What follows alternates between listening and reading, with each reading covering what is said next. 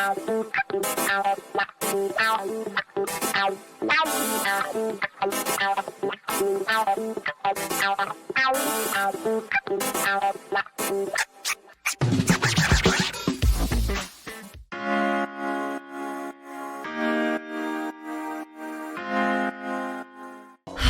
Dana Goldberg. Hi. Good morning. I got to sleep in for the Attorney General. I mean, how can I say no to that? And then I get to listen. Opening for Dana Goldberg, Attorney General. Mr. Eric Holder, His Excellency. Who looks just like Stedman. I mean, can we just acknowledge that Yes. like he and Stedman resemble each other? Do. I've They never really seen do. him in the same room at the same time. Who would say Oprah is not dating the Attorney General of the United States? No, handsome romantic manses. I know. Can I just say, I don't know. And I don't know if you think this is good news for us, Dana, that Trump appears to be losing his grip on the Republican Party. Trump hits Mitch McConnell's weak leadership because of baby is in a mood this morning about infrastructure possibly getting done. He just lost this. Trump allies blame conservative leader for failed Texas endorsement. So his first, endorsement just failed in Texas. Which was, of course, someone else's fault because nothing could possibly be his fault. Right. But I mean, it does feel like, no one really is listening to him on infrastructure. He was trying to get them just to not make a deal on infrastructure.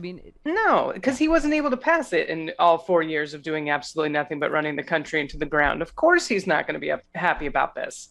This, by the way, his poster child House candidate is just a perfect emblem of he's a cocky bully with a dark history of assaulting women and drunk driving. Perfect. That's pretty much the template. The Matt Gaetz, whoever template, fill in the blank here. Max Miller, the Ohio House candidate who's become a poster child for Trump's ongoing impeachment revenge tour, has a dark history marred by allegations of anger problems, assaulting women, drunk driving, and other offenses. Last year, his 18-month relationship with former White House Press Secretary Stephanie Grisham ended after he pushed her against a wall and slapped her in the face in his Washington apartment after she accused him of cheating on her. Miller was accused of assaulting someone of the opposite sex in high school. Miller pushed a girl out of the door of his room and she fell down some stairs after he became enraged when she resisted his attempts to touch her. Miller has always seemed to avoid consequences, sources say, because he hails from one of Cleveland's wealthiest, most well-connected families, just like Matt Gaetz. Okay, except not Cleveland, fill in wherever. He's now running against Republican Representative Anthony Gonzalez, who voted to impeach Trump. Trump's unabashed support for Miller in the 2022 GOP primary reveals the former president's shoot first, ask questions later approach to endorsements that's more focused on vengeance over vetting. Between that... It sounds like he did vet him and he thought he was the perfect candidate. Perfect. I mean, let's be honest. Yeah. Oh my God, who was the other wife beater? Remember Rob Portman? He very strongly denies it. God. Always on the side of whatever man beast, rapist, whatever, right? Absolutely, because it justifies his behavior. We know this. This isn't, it's not rocket science. Because if it was, Trump wouldn't know how to do it. So, yeah.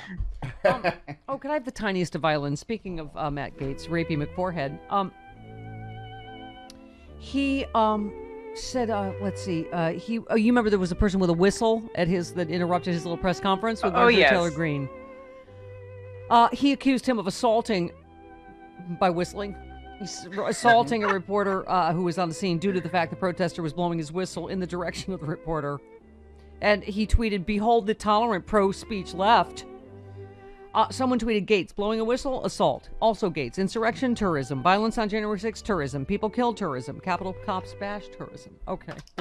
Blowing a whistle, assault. That's because, he's currently accused of... All right, that's not important now, Dana. I don't know why I brought that up. That's... I just can't... Okay. Is it just... They're not all awful Republicans, but it's a party that attracts a lot of awful people. I would say that's a really good way to say it. They're not all awful, but they sure attract the worst of the worst. Right. So, what are you thinking, Dana? These guys are... We're happy. I'm happy, clappy, but it's hard to believe infrastructure is going to get done. It looked very hopeful yesterday, right?